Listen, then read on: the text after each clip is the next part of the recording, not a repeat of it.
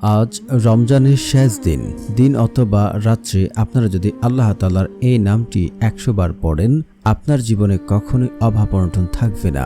আপনাকে আল্লাহ তাআলা এত ধন সম্পদ, এত টাকা পয়সা দান করবেন যা রাখার জন্য আপনি জায়গা খুঁজে পাবেন না। এবং আপনার মনে যত কঠিন আশাই থাকুক না কেন, তার সাথে সাথে পূর্ণ হবে এবং আপনি আল্লাহ তাআলার কাছে যা চাইবেন তাই পাবেন। আজ পর্যন্ত এই আমল করে কেউ ব্যর্থ হয়নি। এমন একটি লোক আপনি খুঁজে পাবেন না যে এই আমল করে ফলাফল পাননি এবং ব্যর্থ হয়েছে। যদি আপনারা সঠিক নিয়ম মেনে সঠিক পদ্ধতিতে আমল করতে পারেন, আপনি আল্লাহ তাআলার কাছে চাইতে দেরি হবে, আল্লাহ তাআলা আপনাকে সে চাওয়া পূর্ণ করতে এক মুহূর্ত দেরি করবে না। কারণ হচ্ছে আজ মাহে রমজানের শেষ দিন, আসমানের দরজা খোলা রয়েছে। আপনি আল্লাহ তাআলার কাছে চাইতে দেরি হবে, আপনার চাওয়া পূর্ণতা হতে এক মুহূর্ত দেরি হবে না। তাই বলছি, না টেনে সম্পূর্ণ ভিডিও দেখার অনুরোধ রইল। আর যারা এখনও চ্যানেলটি সাবস্ক্রাইব করেননি, দয়া করে চ্যানেলটি সাবস্ক্রাইব করে পাশে থাকবেন। দেখতে দেখতে মাহে রমজান প্রায় শেষের দিকে চলে এসেছে। এই একটি মাস আমরা কিভাবে কাটিয়েছি, আমরা আল্লাহ তাআলার ইবাদত কতটুকুই করতে পেরেছি, আমরা অনেকেই তা ভালো করে বলতে পারি না। কিন্তু আমাদের যে পাপ রয়েছে, আমরা যে গুনাহগারের অন্তর্ভুক্ত হয়ে আছি, সেটা কতটুকুই আমরা মোচন করতে পেরেছি। আজকে সারা দিন যদি আমরা আল্লাহ তাআলার এই নামটি ১০০ বার পড়ে আল্লাহ তাআলার কাছে ক্ষমা চাই, আল্লাহ রাব্বুল আলামিন আমাদের জীবনের সমস্ত গুনাহ মাফ করে দেবেন এবং আল্লাহ তাআলা আমাদের জীবনের অভাব অনটন দূর করে দেবেন। এবং আল্লাহ রাব্বুল আলামিনের কাছে আপনি যদি সঠিকভাবে চান, আপনার মনের যত কঠিন আশাই থাকুক না কেন, তার সাথে সাথে পূর্ণ হয়ে যাবে। আল্লাহ রাব্বুল আলামিন তার বান্দাদেরকে কখনই খালি হাতে ফেরত দেন না। আজকেই সুযোগ শেষ হয়ে যাচ্ছে প্রিয় ভাই ও বোন। এই সুযোগ বছরে আবার কবে আমরা পাবো কিনা, আমাদের মাঝে কয়জনই পাবে সেটাও আমরা জানি না। গত রমজানে কতজন ছিল, আজ হয়তো তারা দুনিয়াতে নেই। এমনও তো হতে পারে আজকে যে রমজান শেষ হয়ে যাচ্ছে, আপনি সামনের রমজান নাও পেতে পারেন। আজই শেষ সুযোগ, আজই সুযোগটাকে কাজে লাগাতে হবে। আল্লাহ রাব্বুল আলামিন বলেন, রমজান মাসে প্রত্যেক দিন প্রত্যেক ব্যক্তির একটি করে দোয়া কবুল করে থাকেন। এই সুযোগটা আজই শেষ হয়ে যাচ্ছে ভাই, আজই শেষ হয়ে যাচ্ছে। আজই আল্লাহ তাআলার কাছ থেকে চেয়ে নিন, আল্লাহ তাআলার কাছে ক্ষমা চান, ক্ষমা ভিক্ষা চান। আল্লাহ রাব্বুল আলামিন ক্ষমা করে দেবেন। কারণ আল্লাহ রাব্বুল আলামিন তার বান্দাদের সঠিক নিয়মে চাইলে তাকে কখনোই খালি হাতে ফেরত দিতে জানেন না। আমরা শুধু চাওয়ার মতো চাইতে পারি না বিদায় আজ আল্লাহ তাআলার কাছ থেকে আমরা সঠিকভাবে কোনো কিছু পাই না। আল্লাহ রাব্বুল আলামিন পবিত্র কুরআনে বলেন, উদউনি আস্তাজিব লাকুম, তোমরা আমাকে ডাকো, আমি তোমাদের ডাকে সাড়া দেব। আল্লাহ তাআলা আরও বলেন, তোমরা আমার কাছেই দোয়া করো, আমি তোমাদের দোয়া কবুল করব। জীবনে আমাদের অনেক কিছুরই প্রয়োজন। আমরা অনেক সময় হতাশ হয়ে পড়ে যাই। আল্লাহর তাআলার কাছে চেয়েছি, আমরা তো পেলাম না, আল্লাহ তো আমাকে দিল না।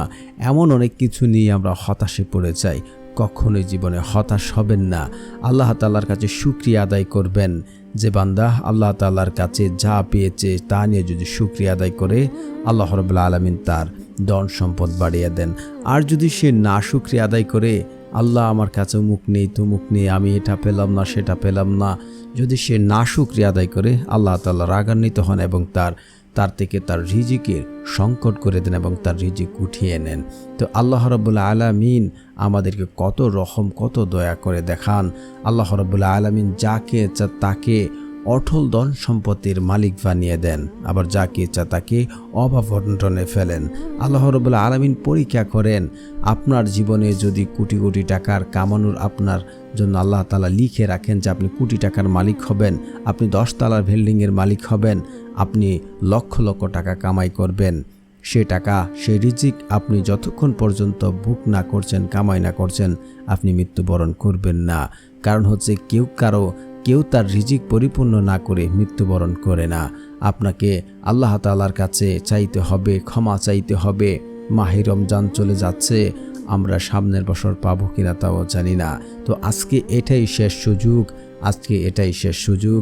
আল্লাহ রাব্বুল আলামিনের কাছে সঠিক সময় সঠিকভাবে চাইলে আল্লাহ রাব্বুল আলামিন আমাদেরকে কখনোই ফেরত দেবেন না। কারণ হচ্ছে আল্লাহ রাব্বুল আলামিন তার বান্দাদের চাওয়া অপূর্ণতা রাখেন না। তো প্রিয় বন্ধুরা, আল্লাহ তাআলার কাছে যদি আপনি সঠিকভাবে চান, আল্লাহ তাআলা আপনার ভাগ্য পরিবর্তন করবে। অনেকের আমাদের মাঝে আছে যে ভাগ্য পরিবর্তন হচ্ছে না, কোনোভাবেই যেন ভাগ্যের চাকা ঘুরছে না। তাদেরকে বলতে চাই, আপনারা তিরমিজি শরীফের হাদিসটি দেখুন, 2139 নম্বর হাদিস। যে ব্যক্তি আল্লাহ তাআলার কাছে দোয়া করে এবং তার বান্দার ভাগ্য পরিবর্তন করতে পারে কেবল দোয়ার মাধ্যমে। অন্য কোনো পদ্ধতি, অন্য কোনো ওয়ে নেই যে বান্দার ভাগ্য পরিবর্তন করতে পারে। যারা অভাব অনটন রয়েছেন, দুঃখ কষ্টে রয়েছেন, কোনোভাবেই ভাগ্যের চাকা পরিবর্তন হচ্ছে না, আজ শেষ সুযোগ। এই সুযোগটাকে কাজে লাগান, আল্লাহ তাআলার কাছে দোয়া করুন, ইনশাআল্লাহ আপনার ভাগ্যের চাকা পরিবর্তন হবে। আল্লাহ রাব্বুল আলামিনের কাছে চাইলে কখনোই তার চাওয়া অপূর্ণ থাকেন না। আপনি যদি সঠিক নিয়মে, সঠিক পদ্ধতিতে প্রিয় ভাই ও বোন চেয়ে থাকেন, আল্লাহ রাব্বুল আলামিন আপনাকে ফেরত দেবেন না। কারণ আপনি নিয়ম মেনে দোয়া করেছেন, আল্লাহ রাব্বুল আলামিনও 3 ভাবে 3 পদ্ধতিতে আপনার দোয়া কবুল করে নেন। আপনি যা চাচ্ছেন, আল্লাহ তাআলার কাছে চাচ্ছেন, হে আল্লাহ আমার একটা নেককার সন্তান দরকার, আল্লাহ আমি অভাব অনটনে আছে, আমার অভাব অনটন দূর করতে চাই। আল্লাহ রাব্বুল আলামিন বলে, যা বান্দা তুই যা চাচ্ছিস তোকে তা দিয়ে দিলাম। আপনি চাচ্ছেন, আল্লাহ আমি বিপদে আছি, আমার বিপদ দূর করে দেন। আল্লাহ তাআলা বলল, তোকে এখন একটু পরে দেব। কখন দিলে আমার আপনার জন্য ভালো হয় সেটা আমার আপনার থেকে আল্লাহ রাব্বুল আলামিন ভালো জানেন। আবার আপনি চাচ্ছেন, আল্লাহ আমি একজন ভালো স্ত্রী চাই, আল্লাহ আমার জীবনের অভাব অনটন দূর করতে চাই। এমন অনেক অনেক চাওয়া রয়েছে যা আল্লাহ তাআলার কাছে চাই। তখন আল্লাহ তাআলা বলে, তোকে এখনও দেব না, পরেও দেব না, সেটা আখিরাতের জন্য রেখে দিলাম। যখন কোনো স্বামী তার স্ত্রী তার স্বামী, কেউ কাউকে চিনবে না, কেউ কাউকে পরোয়া করবে না, তখন ওই সময় আপনার দোয়া আপনার কাছে আসবে। দোয়া করলে দোয়া কখনোই বিফলে যায় না, যদি আপনি শর্ত মেনে দোয়া করতে পারেন। শর্ত কি? এই 4টি বা 5টি শর্ত যদি আপনার মাঝে না থাকে, আপনি যাই দোয়া করেন না কেন আপনার দোয়া কবুল হবে না।